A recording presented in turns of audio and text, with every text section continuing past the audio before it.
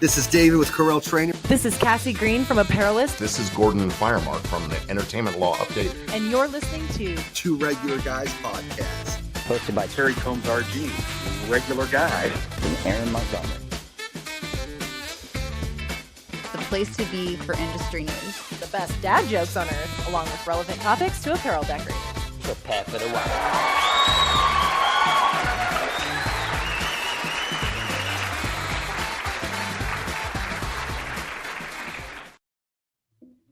All right, welcome into the show. It is Friday, June 7th, 2024. I'm Terry Combs, and you can find me at terrycombs.com. And I'm Eric Campbell, obviously sitting in for Aaron Montgomery today since he is not here and not on screen. But I'm very glad to be here because today we have a longtime friend of the show and a friend of mine in the industry, Kristine Shreve, who's going to be talking to us about the literal foundations of embroidery, and that is stabilizer. So she's going to be sharing some information from her new ebook on the subject, as well as the added bonus of getting us a little sneak peek into this year's Applique Getaway, a show that she's been instrumental in promoting and putting on in recent years. All right, very good. That'll be fun. It's been quite a while since Kristine's been on the show. We were before the show trying to think back, but great to have Kristine back. And but also make sure you stay till the very end to get your helping of the secret sauce. While Aaron is away, he did record his secret sauce for today. It's about utilizing Parkinson's law to get more done. So we'll look forward to hearing that. And now that Eric, you have it uploaded, which was yes, we might be a couple of minutes getting started. Just a little bit. Yeah, I thought we had that all set up, and our good people at StreamYard, wonderful platform that we use, had a couple of little hooks that I had to deal with to get that worked out. But I will certainly try to keep pushing the buttons and keep the wheels on this thing as we go today, especially because we have so many great people on. I mean, we already talked about Kristine, who's coming up, but as you guys know, we also start out with the news. And we have Adrian Palmer of DTF Printing on for the news today. And honestly, always bringing us fantastic content. Love the news segment. Absolutely. So are you ready for the news, Terry? Oh, yeah, Adrian. I knew you had to go for it. All right, let's get on with the news.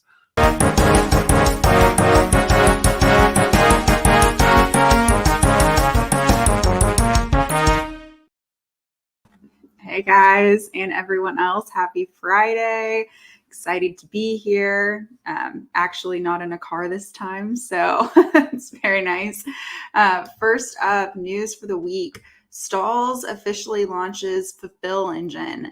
The all-in-one platform for custom apparel decorators is built to streamline print-on-demand and bulk fulfillment for apparel decorating businesses of all sizes.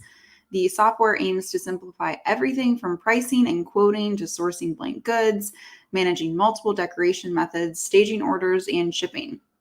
Tools include scan-to-print production tracking, automated DTF heat transfer ordering, unlimited white label web stores, integrated quality checks, and more. Up next, Ninja Transfers, a DTF transfer company, has announced the launch of Ninja Rewards, a loyalty and rewards program that recognizes and rewards its customers with real dollars off their future orders. Members will earn points for every purchase, which can be redeemed for discounts on future orders at checkout. The free program aims to enhance the customer experience and provide additional value with every transaction. And I saved the best for last in case you missed it. DTF Expo is making its return. The 2025 event will be held at the Mesa Convention Center in Mesa, Arizona, April 1st through 2nd. DTF Expo 2025 will be the ultimate destination for new technology, education, and networking in the direct-to-film printing industry. So make sure you mark these important dates in your calendars. Coming up June 17th. Applications for exhibitor registration will open, and applications for speakers will also be available. And then attendee registration is going to open this October. So make sure you have those in your calendar ready to go. DTF Printing will be the media sponsor again of DTF Expo. And in case you missed the 2024 event, you can watch the education sessions and read our event recap at dtfprinting.com. So for more information on the expo, head to dtfexpo.com, and you can keep following us on social media for updates and announcements. And as always, you can read more industry news and stay up to date with industry events at dtfprinting.com. Have a great weekend, everyone. Thank you so much.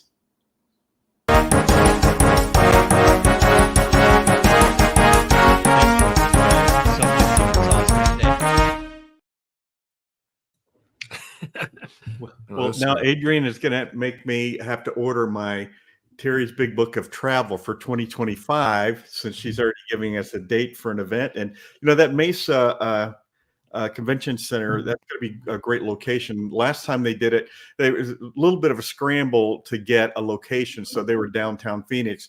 Mesa's a suburb, so it's going to be a little bit easier to navigate over there, that sort of thing. So that'll be really cool. So. Definitely in your neck of the woods and in my neck of the woods too. So I'm thinking that it might be a time to go check out what's going on at that expo too. It's really great to hear they're back on. They had overflow crowds at all their sessions. So that's really awesome. Cool. It was a cool event. First, a lot of these trade shows have been around for 40 years. This was number one, and so they did a really good job putting it together. That's fantastic to hear. And honestly, all the other news, really good stuff too. I mean, interesting to see the fulfillment platform stalls going forward. And also, I got to say, the people over at are fun for the second story too. We see DTF, those people are doing crazy advertisements. If you haven't seen the little ninja character popping up in your social feeds, you're probably not watching. They're absolutely pushing hard to get things rolling. So I'm excited to see more what's going on with them too. So I always like to hear what's going on in the news. And honestly, DTF, once again, kind of dominating the news cycle as it has been as of late. It's funny. The first time I ever saw these guys, I guess it was a couple of years ago, they were across the aisle from me at a trade show. And I remember walking over to them when the show opened, said, I'm really disappointed because I was counting on you guys dropping down from the ceiling when the show opened, ninja transfers. So yeah, honestly, can't say enough about that branding. Honestly, it's been one of the better things about my social feed lately. I'm like, yeah, I like that. And they've been good about the tongue-in-cheek jokes about the name that we all know and we're not going to talk about. But they've certainly been good about bringing that to the forefront without making it too crass or cheesy. I appreciate a good joke once in a while. Man, our chat was blowing up before we even came on today. Absolutely. Before we could get ourselves on here, we had folks like Cindy King out of Texas saying, good morning. Is it 10 o'clock yet? Looking forward to this show. Same here, Cindy. Absolutely happy to have Kristine on. And honestly, I like talking about the subjects that we have on tap today. I know we might have Terry a little bit confused by the time we get done with Stabilizer. I thought with D-Day, the 80th anniversary of D-Day yesterday, we were talking about airplane stabilizers. So all my questions are out the window. Yeah, we're just going to have to toss that whole part of the outline, my friend. I don't think it's going to work out for us. But everybody's talking to each other. We had Joanne coming on, talking back and forth. She said, looking forward to the show too. We had Jab Embroidery coming on, saying howdy from Dallas. Love to see those guys in as well. Just fantastic. And honestly, we've got folks all over the board kind of just waiting to check this out, waiting in the wings. And honestly, couldn't be in the better place, honestly, for embroidery talk this morning. This is kind of where you want to be, because this is, as I said, the foundation of embroidery stabilizer. You can't say too much about getting that together. And I'm super glad to see Kristine's got her resources out there for us to enjoy. I need a ringer though to sneak in occasionally and say, I'm just here to hear the dad joke. Yeah, right. That's what I figure. Though with that on tap, I mean, you got a good dad joke lined up. I like this one, and actually a small chortle, a very small chortle got loose when I saw this one. So I'm kind of excited to have everybody ready for the dad joke. Are you ready to go for it? I'm ready. Let's have a dad joke. Well, let's do it.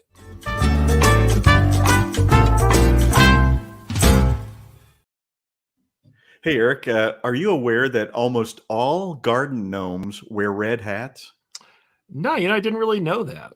Yeah, it's a little gnome fact for all of our podcast listeners. Little gnome, Gnome fact. And yes, I decided to ruin it as is my want. That would be a play on the term little known fact, but come on, little known fact. That's good. That's one that I would actually repeat in public and take the ire myself for. That's worthwhile. I do have people come up to me at trade shows and say, "Hey, you're the guy from Two Regular Guys. Tell me a dad joke." Oh, they actually demand one? I don't think I'm not ready for that. It's a lot of pressure, Terry. And sometimes with their phone up so that they can post it. So are you serious? Okay, anybody who's actually gotten Terry to do one of these, please tag Two Regular Guys. Hashtag add us, whatever you got to do. Get that on, because we need the content, honestly. And I want to hear more of Terry's dad jokes from the floor. All right, Eric, before we dive in, we'd like to thank everybody for checking out the Two Regular Guys podcast. We still need your voices. We would love to have the regulators. By the way, the term regulators invented by Kristine Shreve. So thank you for that, Kristine. But we'd love to have you guys participate in the show. Go to decorators.ink./intro. Just read a few sentences and be part of the show. Don't be left out. We are always looking for new guests. So if you or anyone you know would like to join us, go to calendly.com/2 regular guys to book a future episode, or email us at info@tworegularguys.com with any of your show ideas. If you are listening to the podcast version of the show, we would appreciate you sharing the Two Regular Guys podcast with all of your industry friends so they can become regulators too. And we would appreciate you giving us a review on Apple Podcasts, Spotify, iHeartRadio, Amazon Podcasts, YouTube Podcasts. All of those would be awesome. Wherever you do your podcast listening, we are there. And if you're watching us live right now, please join in with your comments and your questions for Kristine. Absolutely. And honestly, everybody's ready. We want to get on board too. It's time, because everybody's looking for it. This is the thing I knew coming into this, is that everybody's ready for Kristine. Everybody loves embroidery talk. Joanne is ready. Ramona showed up and says, "I'm here, ready." And Cindy says, "Where is Kristine?" Well, let's alleviate the pressure for poor Cindy right here, so that she doesn't burst waiting in time. So let's bring in Kristine Shreve. Kristine. Kristine. You're making me laugh. They're dying. They're dying for you to be here. We're dying for you to be here. And since it has been a little while since you've been on the show, despite the fact that you are the official writer, which I'm sure Terry has to stop and go, "I thought I wrote stuff too." But I thought I was unofficial writer. I didn't think I was official. Well, let me tell you from experience as the once unofficial producer and now the official producer, it comes with a really massive pay raise to become the official writer. But as the official writer and as the inventor of the term regulators, I'm glad you're back on the show with us today. But for the listeners who may not know, tell us a little bit about yourself and how you got here. Oh, good Lord. How long do you have? Let's see. I snuck in the business the back way. Nobody really knows how I got here or why I've stayed all this time, but here I am still. For 14 years, I was the director of marketing for a company called Ensign Emblem and their subsidiary, which was a supplier to this industry. And this pen is going to drive me nuts, but I fidget spin with it. Go for it. Whatever. So I worked for them for 14 years, director of marketing. We sold stabilizer and sublimation printers and thread and all sorts of stuff. And then that ended up going away during COVID for a lot of reasons I'm not going to go into. And ever since, I've kind of been just doing gigs. And I currently am the director of marketing and outreach for Applique Getaway and Linny Penny, among other things. Nice. And I wrote a book. All right. Well, before we get to the book, tell us about, and as I've said many times, the greatest name for a trade event of all time. Tell us about Applique Getaway. And I love it every time you say it, Terry. So thank you for indulging me. Applique Getaway this year, June 27th through 30th at the Weston DFW Airport. It's an amazing, and I built the show, so I always feel really weird when I say it's an amazing show, but it really is. We have a great mix of instructors this year. Ramona McKee is teaching for the first time, which we're so glad to have her do that. Sheila Ryan is teaching. Nikia Demkowitz is teaching. Eve Lowry is teaching. Stephanie Young from Caesar is teaching. Alexis Galloway. I could go on. The list goes on and on and on. And amazing classes. We have 2 after hours parties this year, so you know it's going to get rowdy. We have a bling fling on Friday night with Eve Lowry, where people are going to be able to make all sorts of blingy, amazing rhinestone things. And I'm really excited about that. And then Saturday, the hurricane of positivity and knowledge that is Nikki Adamkowitz is going to play bingo with everybody. And I have seen how hard she has worked on this. There are prizes out the wazoo. I don't know if that's like sounds that attractive, but seriously, she's gotten all our sponsors and all our vendors to be donating prizes, and she's going to play bingo, and she's going to drop knowledge, and it's going to be so much fun. And there probably will be booze involved, so you know that's a little dicey. You know, I must be like a pseudo embroiderer because I know most of those speakers. Well, yeah. Association. Yes. Well, you know, I was laughing the other day because I was thinking when Eric said, "Do you want to come on the show?" I was thinking about our history of how long I've been a guest on the show at various times and all this. And then Todd Downing brought up the mystery novel that I was going to write, where I was going to kill everyone with embroidery and other decoration techniques. And he still brings it up. And that is that had its genesis at one of the COVID cocktail parties. Yeah. If people don't remember, the COVID Zoom. Remember, about once a month during COVID, we would have an after hours, 2 regular guys cocktail party, and it was a lot of fun. People would come on, everybody would have a drink, and there was a lot of productive work there too, because people were talking about, well, how do you apply for the PPP money, and what did you do about this, and so got to be some serious, helpful conversations and some libation.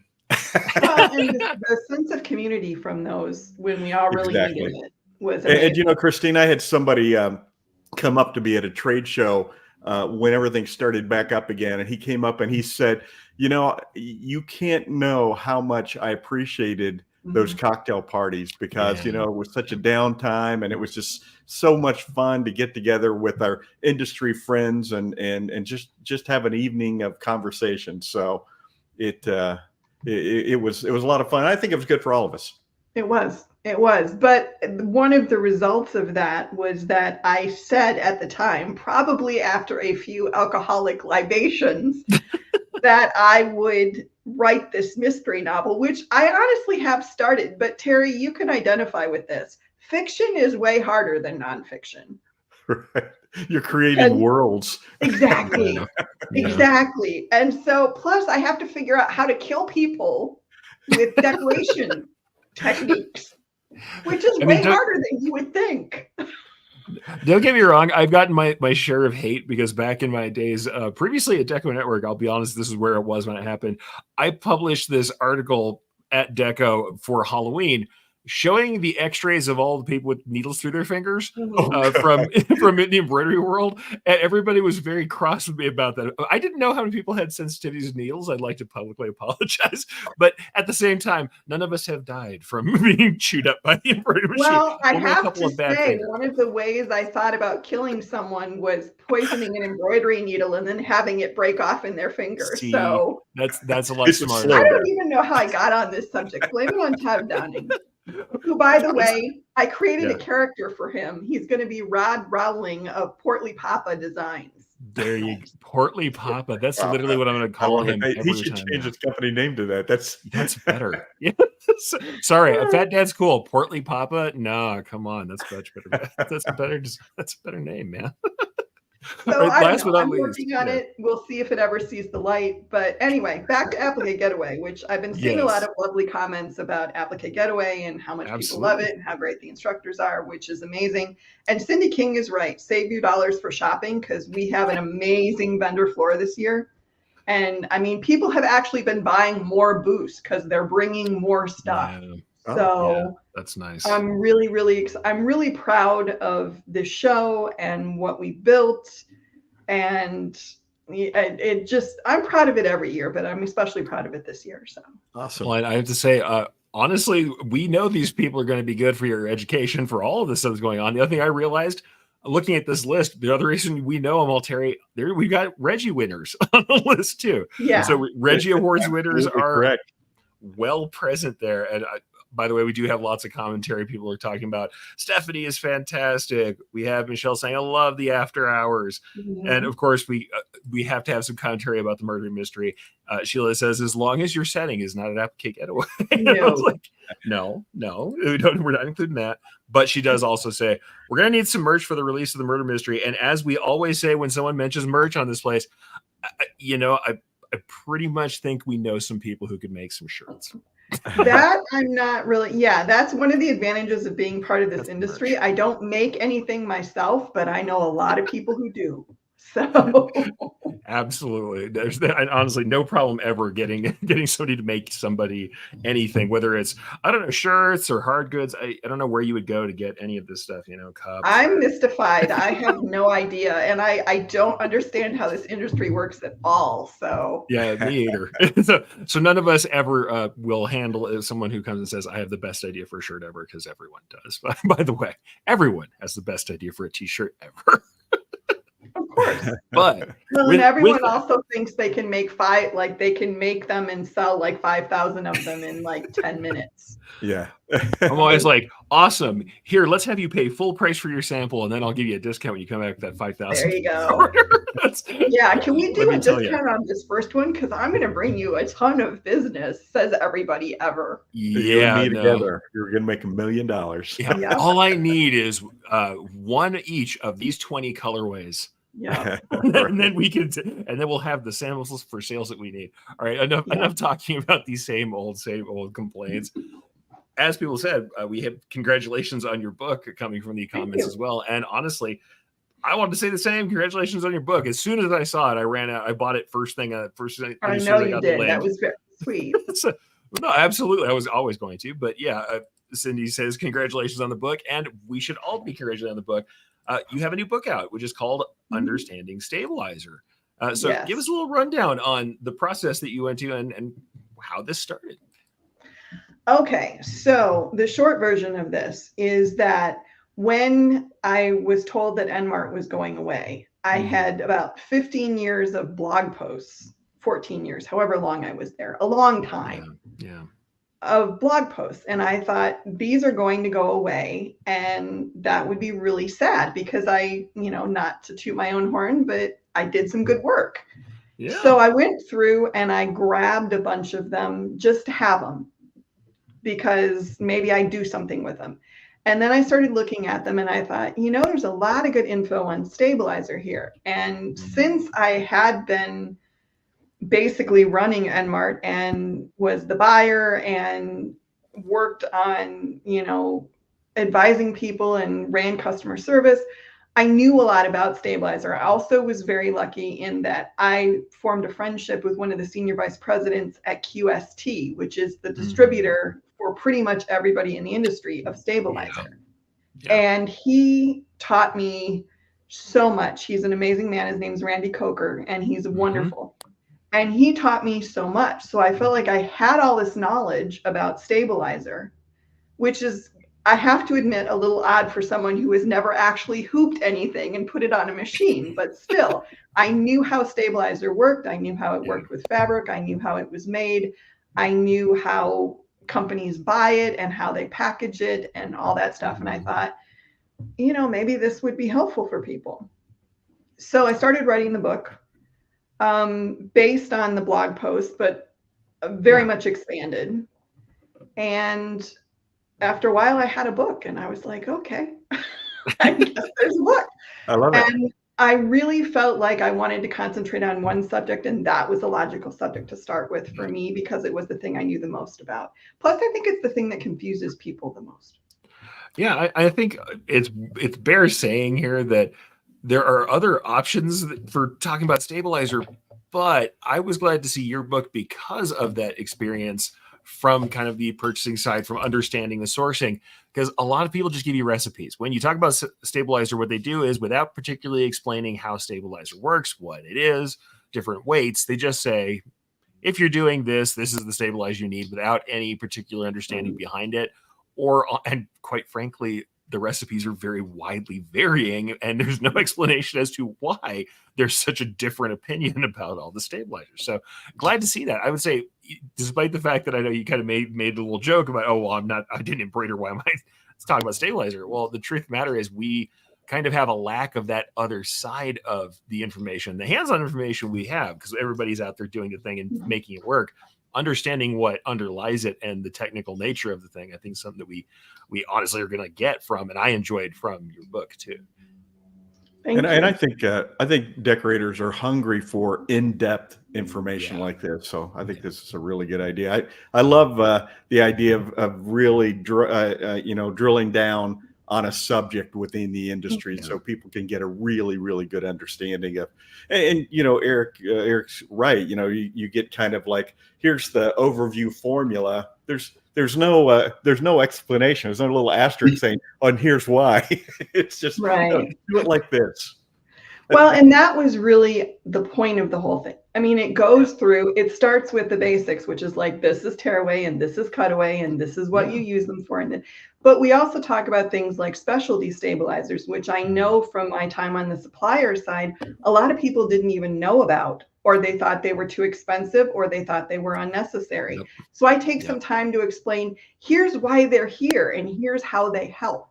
There's a chapter on how stabilizer interacts with fabric, which I think we really don't talk about enough, and how the right stabilizer and the right fabric can make everything so much better. And if you use the wrong stabilizer or a stabilizer that's too heavy, and we've all seen this, every embroiderer has done this at one time or another, where you do too much stabilizer and you have that huge wad of stabilizer behind your design, and it looks horrible, and everybody's like, why do you have that growth on your chest? That kind of stuff. And we also talk about pricing and the way that, and I don't know why I'm saying we, but the book talks about pricing and how to get the best deal. Yeah, the royal we. I am a queen, I've been told. So I should have worn my tiara today. I don't know why I forgot that. Anyway, we talk about pricing and how to get the best deal and what the best put up is and why, not just this is the best, but why it's the best, and how the industry operates and how the mills think about what they're making. We talk about stabilizer construction and how to tell if your stabilizer's quality. I really put everything I knew into this, and I put all and I also went out, which was really awesome. I went to the Women in Garment Decoration group, which is the group that I run.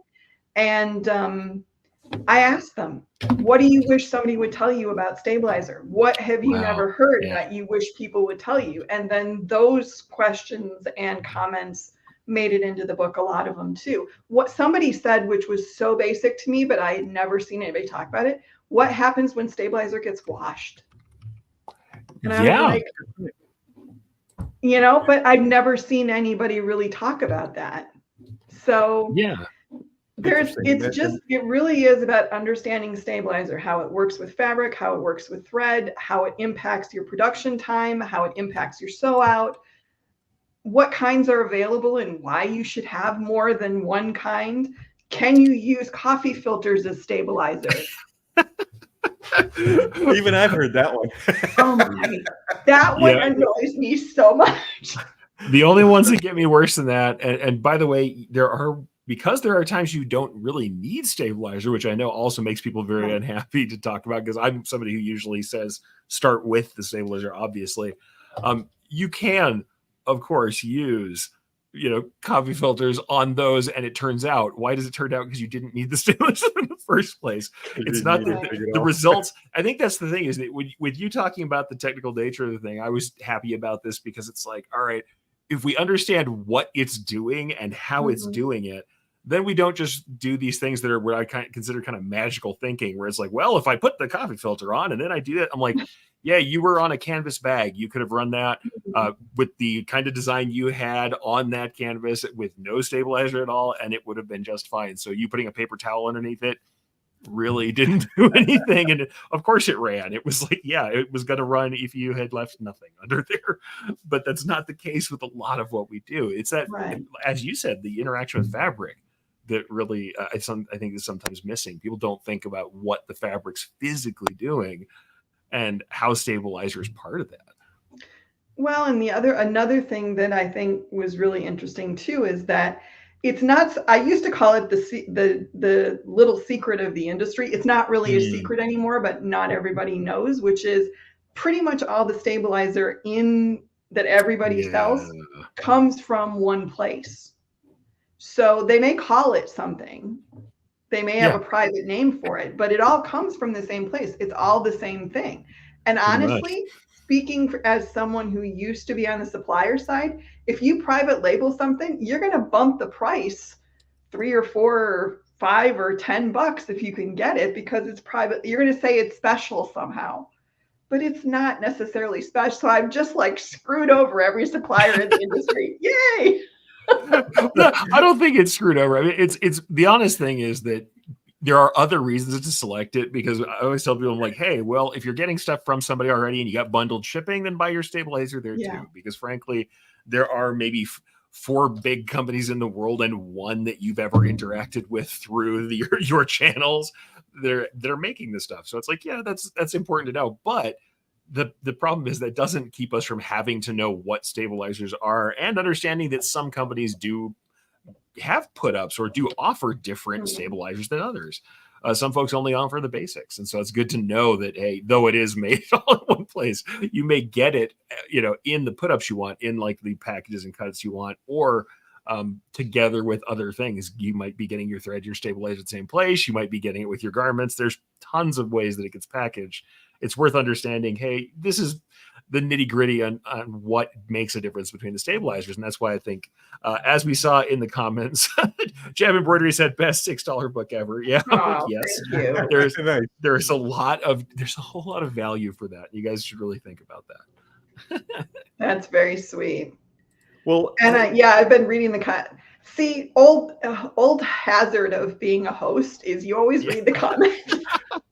I find myself doing that when I'm on other people's shows. I'll be like, oh, look, we should do that. Yeah, I have to put mine over to the side because I do the same thing. I'm reading along, mouthing the words. Yeah. The hard part as a host is not like responding directly to a comment without reading it out so that nobody else knows that you're responding to the comment. That's the real bad one. Well, it's funny though.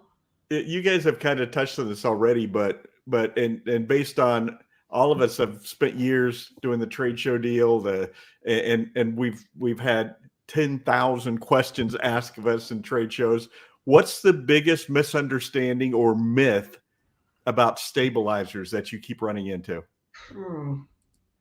I think the one that is most persistent is the one that where they tell me, well, I only need one kind. I use tearaway on everything, and that's all I ever use, and it's always worked great for me.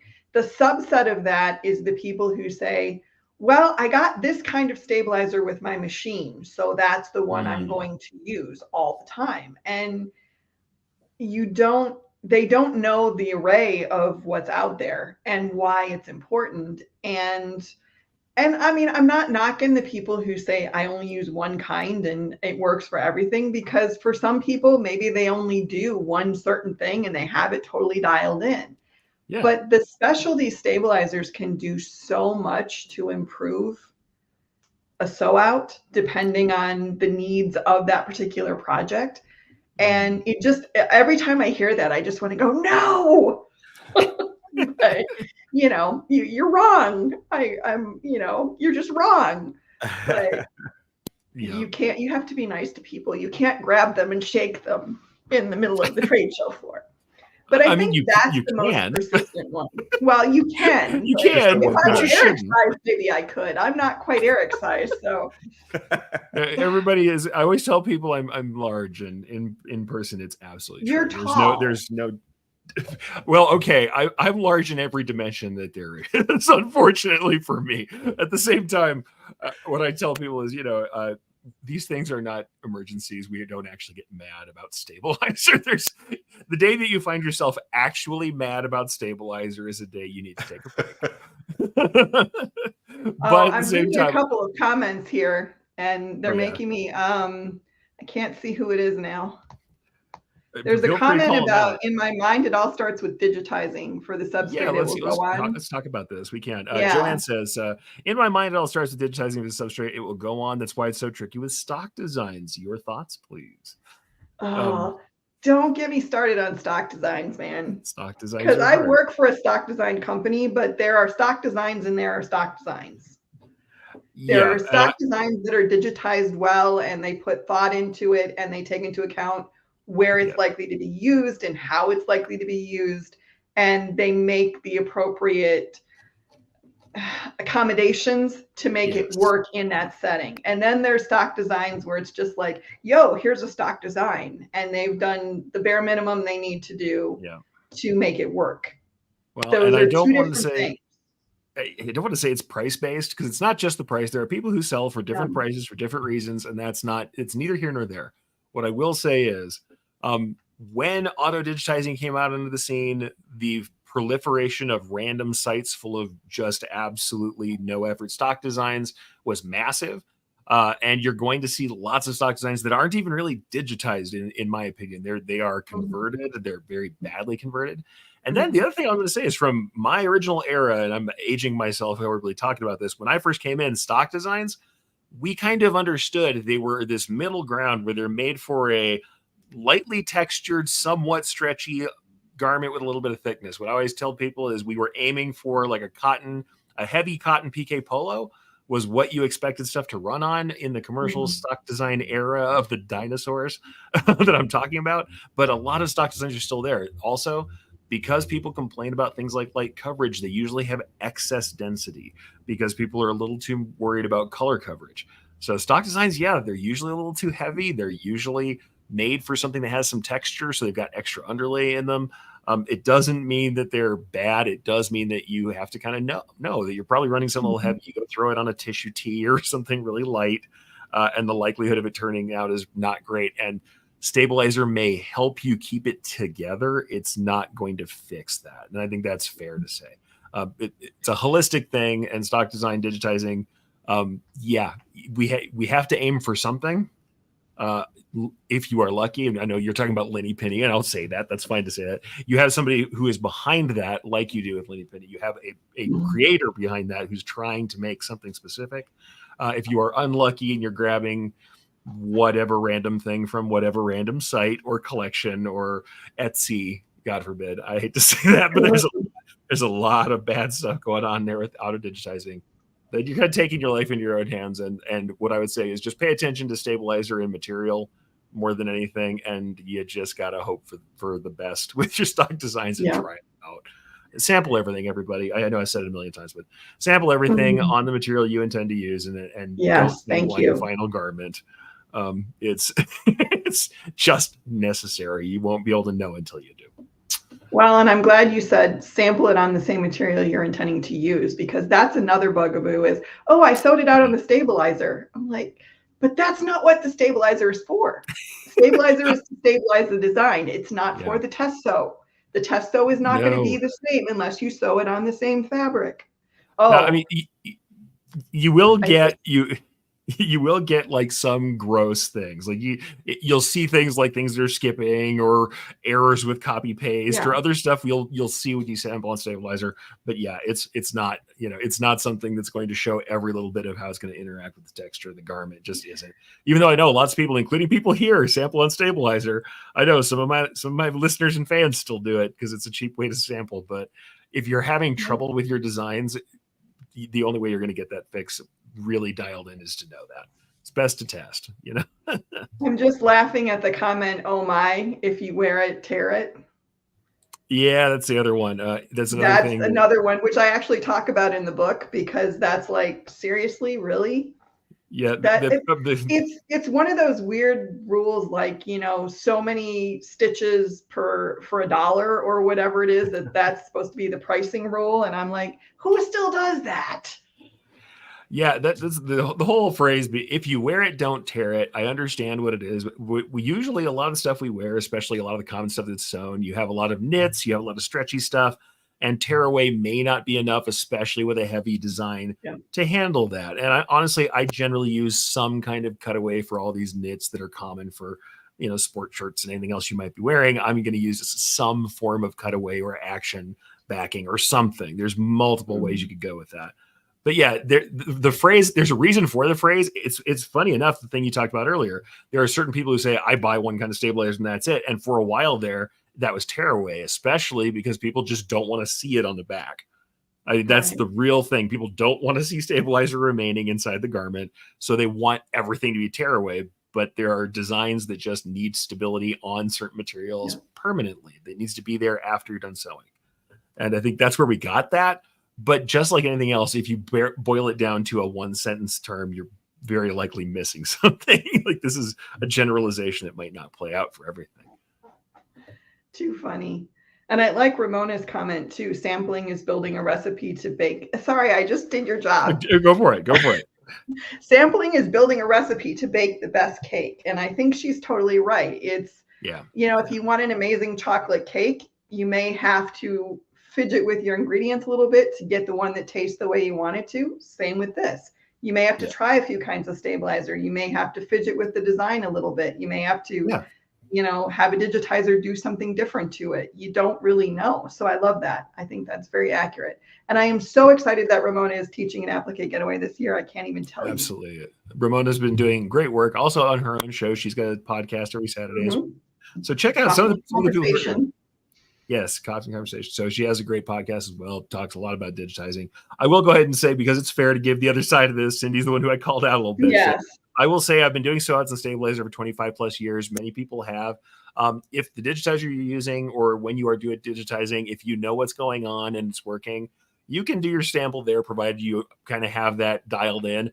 If you're trying to dial in a new technique and things aren't working for you, then continuing to sew out on stabilizer isn't going to show you what's going on the fabric. So I'll say there's the caveat for me. But what I will say also, before we go on, Doug says, can we have a link for the book? I am going to go ahead and put up the link for the book, and then we can ask a couple more questions about stabilizer as we go forward. But let me go ahead and let everybody know where you can get the book. This is number one book is called Understanding Stabilizer. And it is here. I will go ahead and paste that in shortly to the comments. So anybody who is live or is checking this out later can go ahead and click directly. It's at KristineShreve.com/shop-products. But Kristine has done something really awesome for us who are here today. And she's given us a code. So we got a coupon code. If you use the code 2RG15, now that's the number 2, to quote Terry, RG. Hey, I had to go for that. Gotta go for it. That is 15% off the book, which was it was a steal at the price it was. Now it is an ultra steal. It is a go get it now kind of situation. So go check that out over at KristineShreve.com.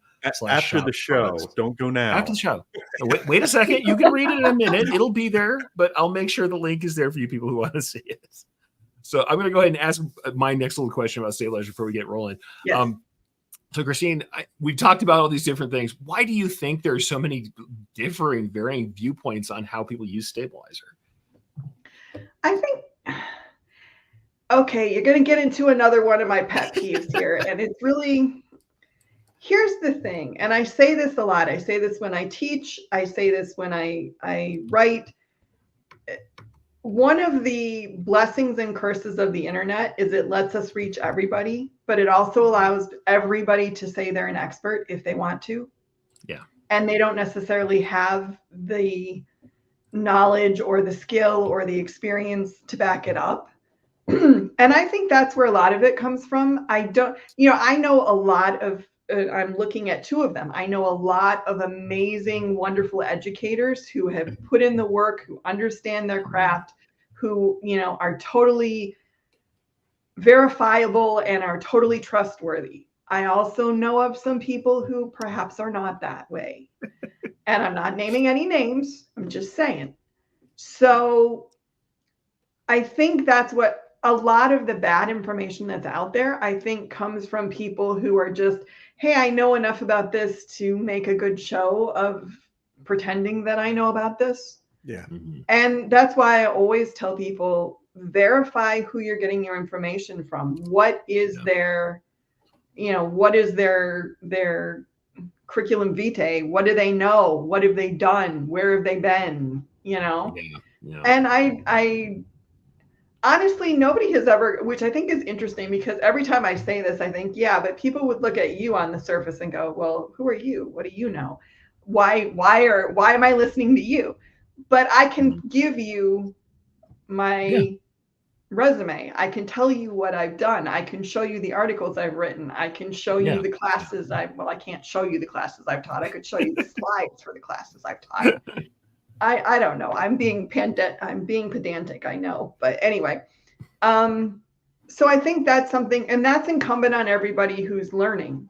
You have to verify. You can't just, and I think we get a little spoiled sometimes because there's shows like this where you can come and you can learn, and you know that whoever is on the show has been vetted and is trustworthy.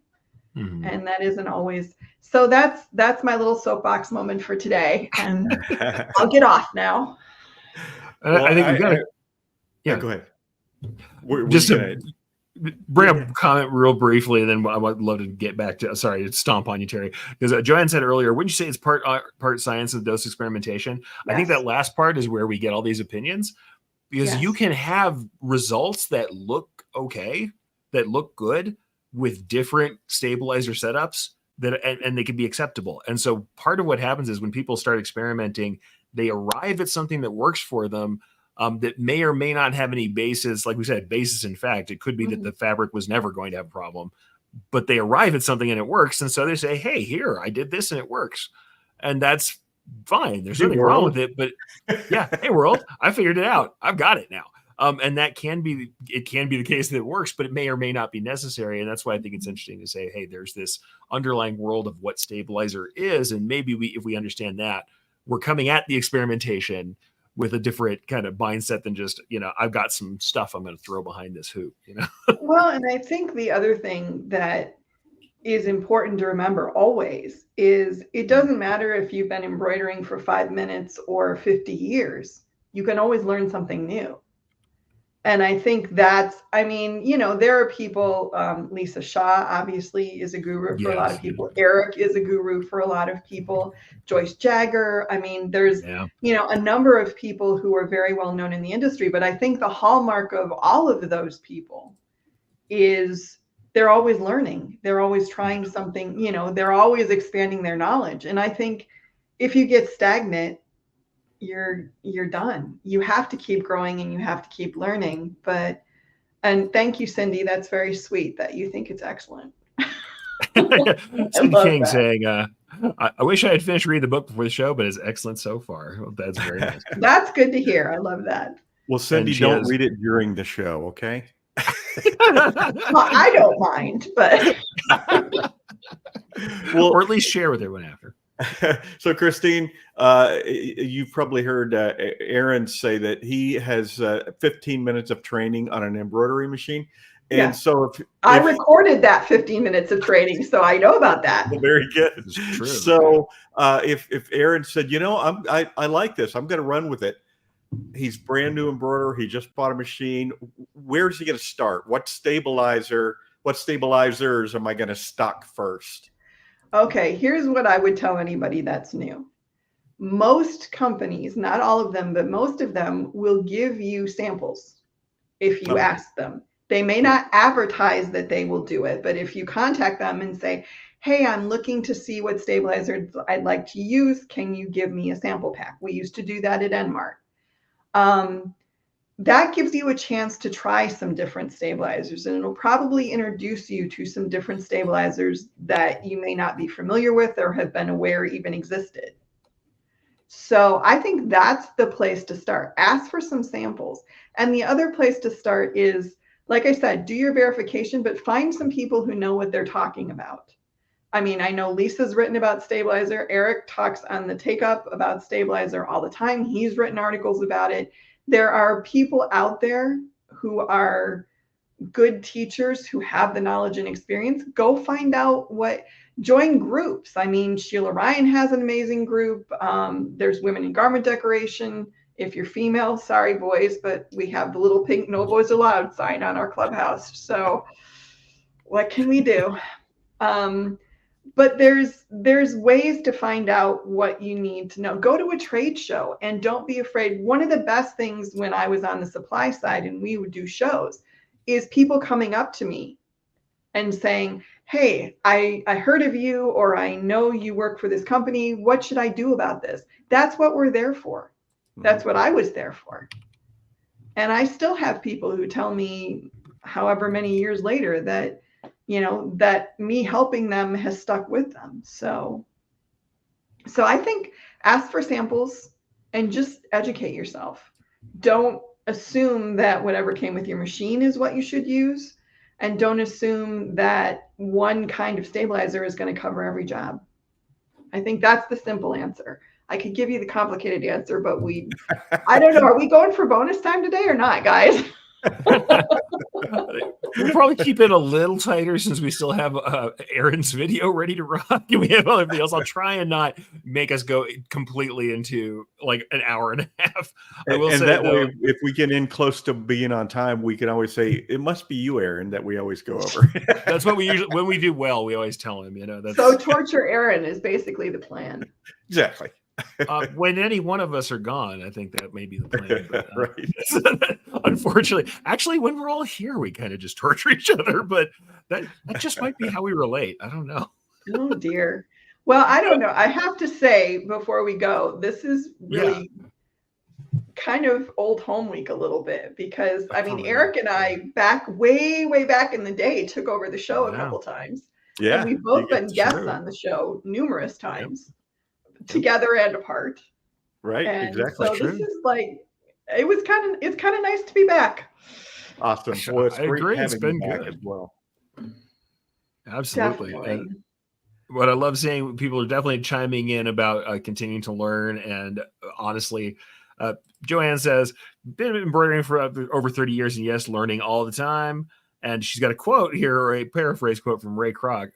When you're green, you're growing. When you're ripe, you rot. Wow. Yeah, I've always said that. Wow. The day that I say there's nothing more to learn, then I don't need to be here anymore. That's what I always tell people. So, Kristine, anything else going on? What else are you working on these days? Oh, good Lord. Well, there's a podcast and a newsletter in the works, but it's still in the works. So I'm not going to say anything else about that yet, but it's getting close. So I'm pretty excited. It's going to be something new. So I'm really excited about that. Otherwise, I'm in talks with a couple of people about various projects that I can't talk about yet. And I'm always looking for, I know everything is like, I'm sorry, it's top secret. I can't talk about it. That's right. When we were about to do the thing we always do, we just go, oh, hey, it's just us here. Nobody else will hear about it. Oh yeah. Nobody else is listening. And, you know, I'm always open to new opportunities and whatever's happening. You know, I write, I edit, I obviously talk on camera, obviously. So I'm open to, you know, hit me up with your ideas, people. I'm open. Well, speaking of that, how can our listeners find you? How can they find me? KristineShreve.com is the website. And email me. And I realized I forgot to put my email in the show notes. Sorry about that, guys. But shreve.kristine@gmail.com is the easiest email. And I'm in the Women in Garment Decoration group. You can find me in the Applique Getaway groups. You can find me in the Linny Penny groups. You can find me in Sheila Ryan's group. You can find me in Nikki Demkowitz. I'm in everybody's group.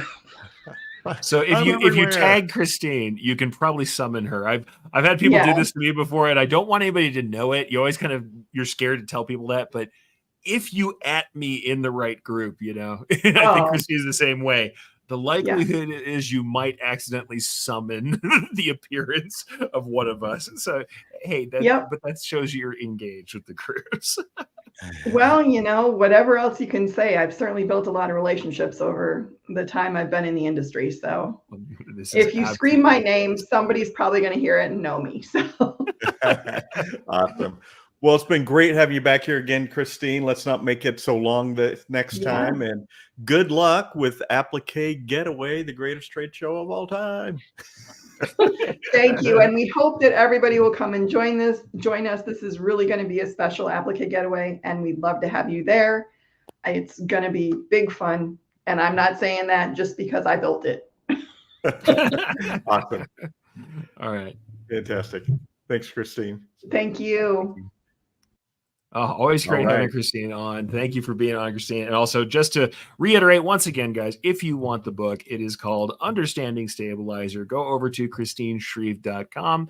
And one more time, since she was so nice as to offer this for us, use code 2RG15 to get 15% off. So that's an immediate download, and I think it's immediate purchase. It's like you always say, Terry, when somebody asks us about education and like, oh, why should I pay X for this class? Why should I pay $6 if you pick up anything? And I Less mean 15%. anything. And there's definitely stuff to pick up in there. I've read it.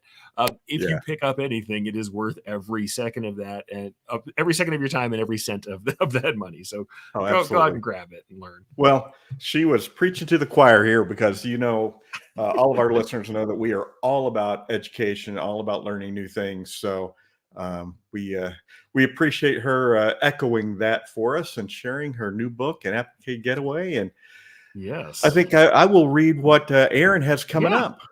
Aaron's going to be at the Graphics Pro Expo in Long Beach, California, teaching how to master pricing for profit. That's going to be June 15th, which is right around the corner, 11 a.m. till 12:30 p.m. Pacific time. He's launched a new program called Breaking Barrier. What if that's barriers? If you're feeling stuck and need to identify and rewrite a limiting belief, this is the course for you. Currently at the introductory price on osg.link/unlock. Let's see. The paperback and ebook version of the Fundamentals of Business Success is available for purchase. And Aaron says he's getting a lot of great feedback, and basically you can check out the book at osg.link/FBS. Join the OSG Facebook page. It's a Facebook group you want to be in, he says. Lots of great perspectives and discussions about more than just surface level stuff. And Aaron this weekend is doing his live event there outside of St. Louis. So good luck, Aaron, with that project you've been working on for many, many months. For me, my complete screen printing business course, my next class at Atlas Screen Supply is June 8th, tomorrow. That class has been sold out for a while. I'm leaving for the airport in a little while. My next available class in Chicago after that will be August 3rd and 4th. The next workhorse class in Phoenix is scheduled for August 24th and 25th. And I'll just say August in Phoenix. It's a dry heat. And I'll be at the Equipment Zone booth at Graphics Pro Expo in Greater Philadelphia, July 10th through 12th. And I'll be at the Equipment Zone booth at Printing United in Las Vegas, September 10th through 12th. Plus, we'll be doing a live Two Regular Guys show from there. And I skipped over, I'm going to be doing DTG and DTF printing seminar at Impressions Expo in Fort Worth. And that is October 24th and 26th. And watch for all of my upcoming events at terrycombs.com. And how about you, Eric? First, I'm just going to say, boy, go to terrycombs.com. You got plenty to choose from. That is a target-rich environment for education of Terry Combs. There's a lot going on. It's filling up. Yeah, I'll be at a couple of those. I'm not going to announce anything just yet because I'm efforting on Fort Worth. Your stuff is secret too. Is that an embroidery thing?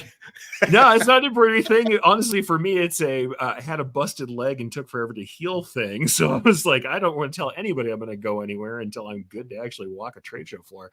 Efforting some stuff later on in the year, but if not, you'll see me elsewhere. But what I will say you're going to see for sure from me is today at 2:30 p.m. Mountain Time.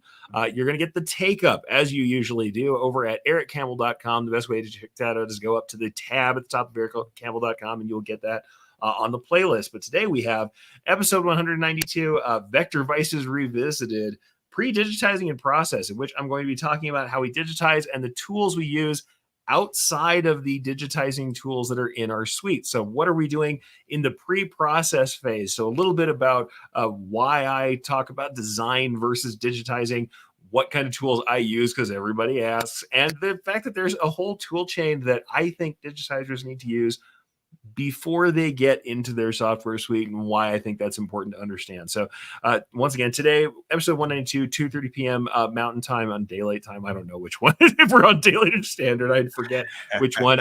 I'm hankering for the days where I'm with Terry in Arizona and don't have to say which one I'm on and don't have to do the Daylight Savings Time. But if you show up at Mountain Time 2:30, exactly. Just don't participate. I'm with you right now at this point because I've had to say it so many times now. I'm ready to not do it. But go over to ericcampbell.com. It'll be on the Take Up playlist, and you'll be able to check that out with me today and talk more about, like I said, vector drawing, design, digitizing, and that tool chain that goes on with it. But with that, provided I can get everything working technically, I think it's about time for secret sauce. Are we ready for doing the sauce? All right, let's hear from Aaron. Yeah, let's do it.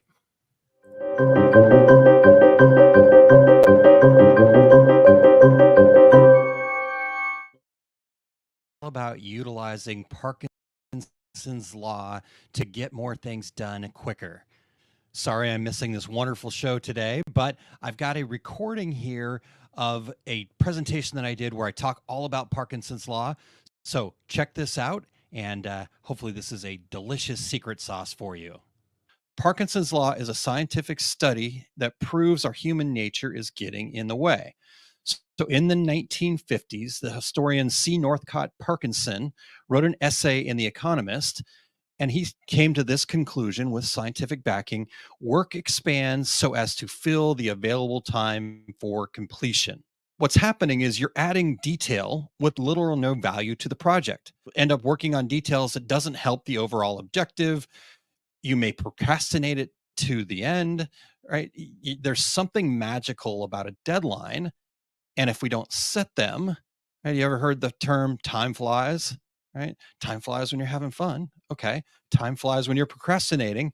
Time's an interesting concept, right? If you don't pay attention to your time, if you don't prioritize, it has a really nasty habit of flying away.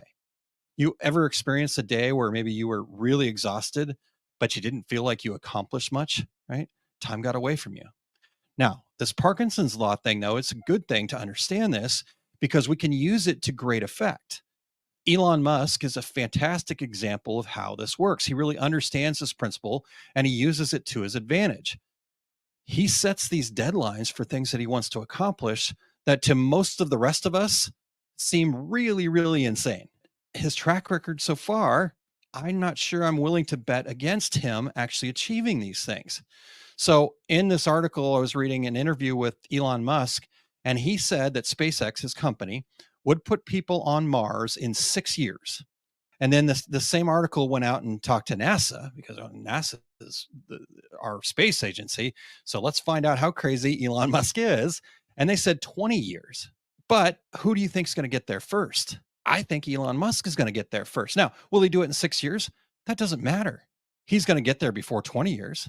I can almost guarantee you that, right? So understanding that, understanding how we can put that principle to work, we need to stop putting daily tasks on our list that are to be accomplished months out, these big projects that we're going to, take a bite out of today. But I need to break that down. What's the smallest thing that I can do and accomplish today in this moment and get it done today? Think about the COVID situation.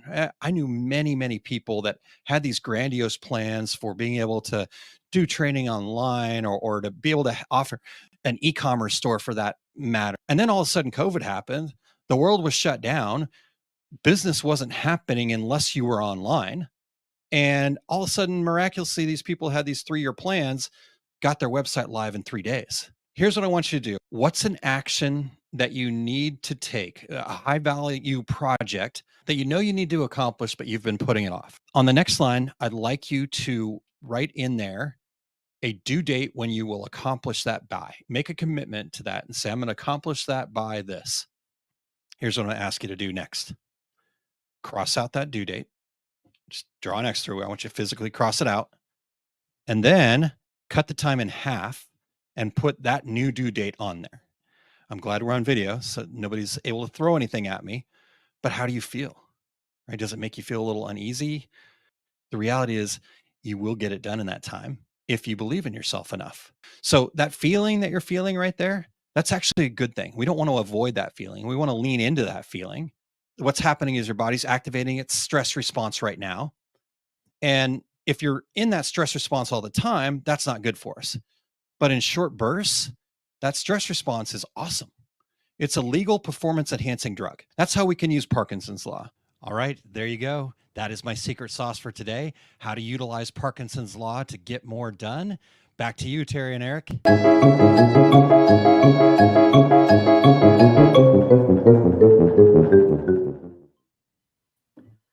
That was really good, but I didn't know there was going to be homework. I know. I didn't. Did you have the legal pad ready? Because I forgot mine. And so now here I am, not having lines to write any of my tasks down. But my junior yellow legal pad is always ready. You need a holster. I wonder if somebody can make you that. That's what legal we need. pad holster. Legal pad holster. So any of you guys who are working on products, and I know you're all working on products, there's one for you to jump on immediately, I'm sure. Oh man, so good though. I always love to hear from Aaron, but that's one where I was like, man, I felt that stress response when he just pretended that we were going to cut one of our deadlines in half. I don't think I even needed to write anything to feel that. It's so awesome. Good. All right, so we have come to the close of another show with that. Thanks again to Kristine Shreve for sharing her knowledge on such a critical part of embroidery. Like I said, the foundation of all embroidery is stabilizer. Again, check out her book and check her out for if there's any kind of project you might want to work on with someone of Kristine's caliber over at KristineShreve.com. And by the way, check out the show notes for those permanent links. All right. And thank you, Eric, for jumping into Aaron's seat and doing all the other things that you have to do, pushing the buttons and turning the knobs there. We appreciate what you do. Thank you much. And of course, thank you for putting up with me for today. Though I will say this, we are efforting a guest for next week. We're scheduling with a new guest. So keep subscribed to this channel to find out more of what we have in store. We will release that as we get closer. I know sometimes it comes to be where we're right up against it, but you can count on the fact that there's something in the pipe. All right. Until then, I'm Terry Combs. He's Eric Campbell sitting in for Aaron Montgomery. And that was the Two Regular Guys. Here we go. We're out. Awesome. Thank you for listening to Two Regular Guys. Check out our website at tworegularguys.com. That's the number 2, regularguys.com. You can also interact with us over at our Facebook page, facebook.com/tworegularguys, or send us a tweet, twitter.com/tworegularguys. And we have a YouTube page. You can find all that from our website, tworegularguys.com. Thanks for tuning in, and we look forward to spending some time with you again next week.